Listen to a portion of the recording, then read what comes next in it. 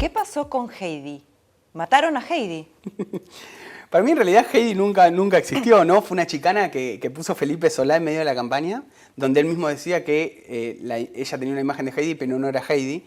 Y yo creo concretamente, y hoy como gobernadora queda claro que no es Heidi, más bien te diría todo lo contrario, ¿no? Es una mujer de poder, es una mujer que tiene un carácter muy fuerte, es una mujer que actúa como jefa y yo creo que además como gobernadora se ha empoderado, es decir, ha empezado a ejercer progresivamente el poder desde que asumió el 10 de diciembre. Y también te diría en ese contexto que el título alternativo del libro era Muñeca Brava, con lo cual te imaginás que poco tiene que ver con la imagen de Heidi y el abuelito, ¿no? ¿Por qué la planteas como la otra hechicera? Cuando vos comentás esto de que ejerce un poder como gobernadora y como, bueno, una dirigente dentro de una de las provincias más importantes y complicadas del país. También lo ejerce desde un lugar como muy femenino, no es la típica política. ¿Qué hizo para hechizarlo al presidente? A ver, primero, la otra hechicera tiene que ver con la primera hechicera, que era Juliana Aguada. Cuando Macri se casa, habla de la negrita hechicera, ¿no? Y la otra hechicera tiene que ver con cuán determinante fue, además de Juliana Aguada, María Eugenia Vidal, para que Macri llegue a la Casa Rosada y Cambiemos llegue al gobierno nacional. Ahora, recién planteabas las dualidades de María Eugenia Vidal, ¿no? Y yo creo que son claves. Esa cuestión que recién decías de la mujer y la gobernadora. Ella es las dos cosas a la vez. Ella es una mujer, y así se muestra porque ejerce la política también desde algún lugar femenino, porque no pierde las formas femeninas, y a la vez quizás está charlando con un intendente del conurbano kirchnerista que no tiene absolutamente nada que ver con el espacio que en el cual ella trabaja, y sin perder esa feminidad yo te diría que ejerce efectivamente el poder, ¿no? Es una mujer sumamente obsesiva con la gestión, con sus ministros, es capaz de llamarlos un domingo a la tarde, los llama, arma reuniones, arma cenas con los equipos de los ministros, siempre sin perder las formas femeninas. Pero es una jefa, ¿no? Con lo cual, ella, sin perder esta cuestión femenina, ejerce el poder, te diría, casi de manera tradicional en ese sentido, ¿no? Hay otra dualidad de Vidal que es un poco su extracción social. Ella no es como el núcleo duro del PRO, alguien que venga de una familia acomodada, ni que venga de una carrera empresaria. ¿Cómo llega a conectarse con todo ese mundo que de su familia inmigrante, vos contás que bueno, vienen de españoles y demás, tiene un espacio completamente distinto? Sí, así es. A ver, te lo voy a definir con unas palabras que usó el actual ministro de Cultura, Pablo Belluto, que formaba parte en el 2014, arman una mesa de estrategia de campaña de comunicación en la cual varios funcionarios se juntaban con ella y le acomodaban, la ayudaban para armar su discurso de campaña y además veían las entrevistas que ella daba y la aconsejaban, ¿no? Entonces ella se veía y respondía en distintas situaciones, en campaña, en la tele. Y Belluto habla de la plebeya del PRO. Y a mí me encantó porque en realidad claramente en la otra hechicera queda claro que el origen de María Eugenia Vidal dista mucho de ese hombre multimillonario o esas personas de Recoleta que pueden llegar a militar en el PRO, o por lo menos el prejuicio existe sobre el clásico militante del PRO, sino que ella efectivamente es una mujer de clase media-baja, que se crió en Flores entre monjas, porque hubo un colegio todo de monjas, y médicos, porque el padre cardiólogo, hacía guardias todo el tiempo, con lo cual inclusive a ella la llevaba a las guardias, ha pasado navidades y fines de año con el padre en las guardias, y te diría que en ese contexto no es una mujer clásica del PRO, ¿no? Ahora, ella ingresa en el Estado en el año 96, de la mano de Horacio Rodríguez Larreta, y va haciendo una carrera en el Estado. Primero desde una cuestión técnica, ella siempre le encantó los temas de desarrollo social. Cuando empieza a trabajar en el ANSES, luego pasa a la Subsecretaría de Políticas Sociales y al PAMI. En todas esas áreas ella no militaba, y sino que realizaba un trabajo técnico en un momento en recursos humanos también, y después en áreas sociales, en políticas sociales. Y hasta conocer a Mauricio Macri en el 2002 no tenía política partidaria. No estaba afiliada ni al PRO ni al radicalismo, tampoco su familia. Con lo cual, el desarrollo, te diría, político de ella comienza claramente cuando lo conoce a Mauricio Macri. Su jefe político, su jefe del trabajo es Horacio Rodríguez Larreta. Ingresa en el mundo PRO, en el mundo de la entonces Fundación Creer y Crecer con Macri de Narváez, en un espacio que claramente tenía mucha gente de extracción, diría, de clase alta, y ella ingresa como una mujer técnica de clase media-baja. Y se mete en ese grupo, se mete en ese espacio, ¿no? Y otra vez juega la dualidad, de nuevo la dualidad, ¿no? La técnica y después política de clase media baja con gente de clase alta que logra entender cómo funcionaba el espacio. ¿Cambia algo ese origen de Vidal para hacer política hoy? A ver, yo creo que le dio una perspectiva distinta respecto a algunas cuestiones, ¿no? Eso no solo tiene que ver con el origen para mí, sino que tiene que ver con su vocación social, su fe, su profunda fe, que tiene que ver no solo con haber ido a un colegio de monjas, sino con su cercanía en su momento a Jorge Bergoglio, cuando ella asume como ministra, y también a su vocación social histórica, quizás más vinculado también a su padre, que ha llegado a atender pacientes en Mercedes a cambio de animales, se le pagaban con animales, ¿no? Toda una vocación social también que se veía muy claro en su abuela, en Corina, a quien le dedica la gobernación, y quien obviamente le inculcó gran parte de los valores que hoy tiene Vidal. Y ahí te diría en ese contexto que toda esa mirada social sobre algunas cuestiones ha marcado cierto rumbo en el devenir político de Macri. Yo creo que fue determinante para que ella sea elegida vicejefa en el año 2011, para que sea la vocera de la gestión entre 2011 y 2013 hasta pasar a la provincia de Buenos Aires. Y creo que va a intentar darle una impronta muy clara a lo social en su gestión en la provincia de Buenos Aires hoy, ¿no? Y ahí es donde muchas veces podemos llegar a ver la ruptura con cierta parte, aunque sea del gobierno nacional. Ahora, vos planteás algunas críticas en cuanto a su paso en desarrollo social. Sí, hay varias críticas a la gestión. Yo te diría, hubo dos grandes episodios bastante complicados que se dan obviamente de ella como ministra de Desarrollo Social. Uno tenía que ver con atención inmediata, con lo que se llama el VAP, por ahí la gente lo conoce con el operativo frío, pero son esas camionetas que vos llamás cuando ves a alguien en la calle, ¿no?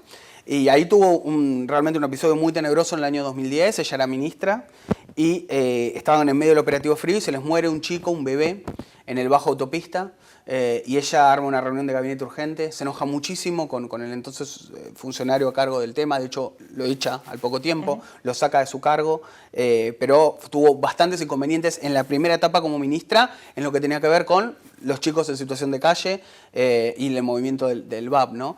Y después te diría, el otro inconveniente que tuvo, bueno, obviamente fue en parte con una parte importante de las organizaciones sociales. Hay una anécdota en La Otra Hechicera vinculada a Sergio Joclender. En la época en que José López no tiraba bolsos, sino que estaba todo el día hablando con Joclender y debido también era muy poderoso y no estaba procesado. Los sueños compartidos todavía no estaban en la justicia. No, absolutamente, exactamente.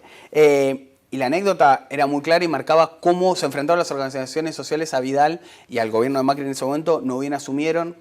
Y la anécdota cuenta que Joclender llega al Ministerio de Desarrollo Social todo vestido de negro, con anteojos negros que no se los saca ni para la reunión, y directamente le amenaza a Vidal con que iba a haber un gran conflicto social, y se lo repite en varias oportunidades, si no le pagaba al ministerio una deuda que había por unas viviendas sociales, unos trabajos en Villa 15, ¿no? Pero sí, en ese contexto te diría que hubo muchos inconvenientes con las organizaciones sociales, y eso creo que fue moldeando su carácter, pero también contrajo, obviamente, tomas, cortes de calle y pedidos de todo tipo al Ministerio de Desarrollo Social. Ella es muy austera también en la gestión. A pesar de algunos funcionarios que no son tan austeros, ella sí intenta hacerlo. Te doy una anécdota nada más. Y parece un tema menor, un tema trivial, pero para ella es un símbolo, ¿no? Cuando llega a la gobernación, empiezan las reuniones, obviamente, reuniones de funcionarios, café, piden galletitas, obviamente. Se da cuenta que todas las galletitas que le traen eran galletitas compradas afuera. Y en la gobernación hay cocineros. Entonces ella le pide a su asesora privada, que es la que coordina la unidad de gobernación, que además es su mejor amiga, que es Soledad, le dice, ¿por qué no le decimos a los cocineros que empiecen a hacer galletitas caseras y dejamos de comprar facturas y galletitas afuera? Y eso para ella era la representación, cuando iban los funcionarios a verla, iban los ministros, si yo hago ahorrarme plata de la panadería de la esquina de La Plata, vos en tu ministerio deberías hacer lo mismo.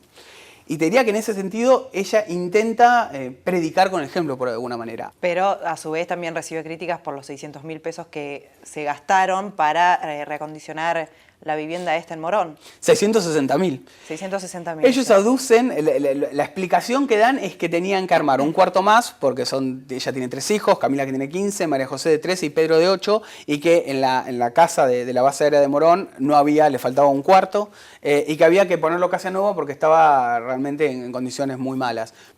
¿Qué es lo que no le gustó o que vos sabés o te hicieron llegar que no le gustó del libro? Sé que lo leyó. Sé que se rió con el título, a pesar de que muchos de sus funcionarios no les gustó el título, porque obviamente dice la otra, me preguntaban, ¿por qué la otra? Bueno, porque Julián Aguada, pero me dijeron, tendrías que haberle puesto otro título, obviamente, el título es provocador, y sé que no le gustaron, por lo menos lo que me hicieron llegar a mí, no le gustó nada todas las críticas a la gestión, a su gestión como ministra y también a su gestión como vicejefa. Ella cuando era vicejefa, por ejemplo, se dio la represión en el Hospital Borda, ¿no? O las cuestiones de gestión que recién charlábamos. Y que le gustó, pero hasta ahí, las partes íntimas, ¿no? Hay un capítulo dedicado a la separación, que es el capítulo 11 bis, y que le tuve que poner bis porque se separó cuando se estaba produciendo el libro. O sea, cuando está en medio de la producción del libro se separa, ¿no? Con lo cual tuve que agregar un capítulo. Y yo creo que si fuera por ella, le hubiese gustado que nadie escriba sobre su separación o sus cuestiones personales, ¿no? La verdad que de la herencia socialista lo que ha quedado, bueno, en muchos casos fueron deudas, ¿no? Deudas enormes que ha tenido la provincia. Hay varias anécdotas vinculadas a cómo ella encuentra la provincia. Te voy a contar una. Y en la otra hechicera están los detalles, ¿no? Obviamente, porque si lo contamos todo el libro. Pero ella llega, primer día de la gobernación, bueno, obviamente acto de asunción, después se va al acto de asunción de Macri, vuelve a la gobernación en La Plata, llega al primer piso, despacho de la gobernadora, entra a su despacho, empieza a acomodar las cosas, prende su celular y le pregunta a sus asesoras privadas, chicas, no encuentro la clave del Wi-Fi. No, Mario, no.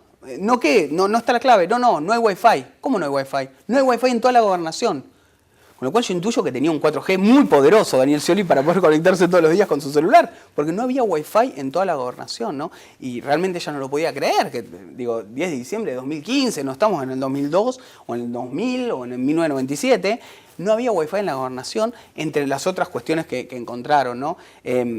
Con lo cual, te diría, todo el trabajo de los primeros meses en la gobernación de Vidal fue intentar eliminar la herencia sciolista, ¿no? Y se encontraron con muchísimas irregularidades que yo creo que además forman parte de gran parte del expediente que hoy tiene la justicia vinculado al enriquecimiento, al presunto enriquecimiento ilícito de Daniel Scioli, porque había realmente cajas muy oscuras, había cuestiones muy extrañas de gestión que no eran errores de gestión claramente, ¿no? Pero en este sentido te diría que sí, que de la herencia sciolista solo me quedó la pasta frola por ahora de lo que vengo investigando. ¿Cómo es la relación de ella hoy con los intendentes peronistas? ¿Tuvo algunos acercamientos y vos incluso habías adelantado en perfil la designación o el anuncio de la llegada de Latorre al gabinete, cosa que no había sido demasiado bien vista?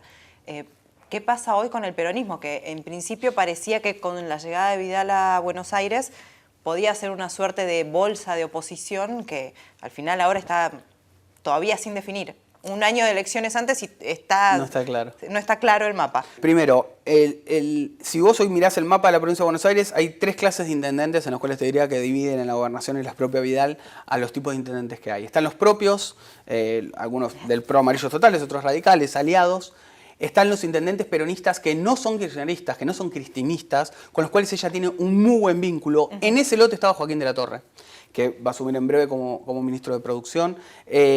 Y también están los intendentes propiamente kirchneristas, para poner nombres, Verónica Magaro de la Matanza o Jorge Ferrer de Avellaneda, están en este lote kirchneristas. Estos intermedios podría estar Gustavo Menéndez de Merlo, Martín Insorralde de Lomas de Zamora. Ella lo que ha desarrollado ahí es un vínculo, te diría, directo con ellos, chatea, se manda mensajitos, los recibe. Ella tiene todo un esquema de cronograma de reuniones con intendentes en los cuales recibe no menos de 4 o 5 por semana, 1 hora en su despacho. Y te diría que con los peronistas es una relación buena por momentos de ida y vuelta, ¿no? Sobre todo con los peronistas que no son, obviamente, kirchneristas, cristinistas, con los cuales claramente muchas veces hay grandes tensiones y no hay un vínculo aceitado. Pero sí con los intendentes peronistas hay un intento, te diría, de acercamiento pensando en el 2017, pensando porque sin el peronismo la provincia de Buenos Aires, sobre todo para gobernar, por una base territorial, es muy difícil, sobre todo pensando en las elecciones del año que viene. Y te diría que ella entabló un contacto directo y la llegada de la Torre también responde en parte a eso, ¿no? En poder tener un vínculo más aceitado con estos intendentes que ya dialogan con algunos ministros de Vidal y con los cuales ella se siente cómoda. Y esto te diría que es una característica saliente y que no pasa en todo el espacio del PRO y de Cambiemos.